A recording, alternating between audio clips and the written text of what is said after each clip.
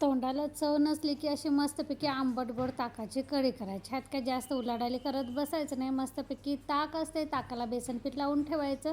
त्यानंतर हिरव्या मिरच्या आणि लसूण साल काढून ठेचून ठेवलेलं आहे. फक्त मस्तपैकी तेल टाकायचं, जिरं मोहरी टाकायची, कढीपत्ता टाकायचं, हिरवी मिरची, हळद, हिंग टाकायची. त्यानंतर मस्तपैकी पीठ लावलेलं ताक टाकायचं, थोडीशी साखर, मीठ टाकायचे आणि उकळी येऊ द्यायची. त्यानंतर गॅस बंद करायचे. छानपैकी अशी आंबट गोड ताकाची कढी तयार होते. वरून आवडत असेल तर कोथिंबीर टाकायची. तर इथे मी कढी एका बाजूला फोडणीला दिली आणि आता देवाला दिवा लावायचा होता. दिवा काय शिल्लक होता, फक्त त्यात तेल घातलं आणि अगरबत्ती लावून घेतली.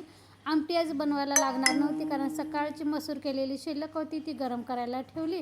इथं आता कणी दुसऱ्या दिवशीची सकाळ आहे. मी त्यानंतर कणी दाखवायचं विसरूनच गेले. तर इथे सकाळचा थोडासा भात ठेवला होता. त्यानंतर कणी जगदाळ्याचे दाणे काढून ठेवलेले आहेत आमटीला.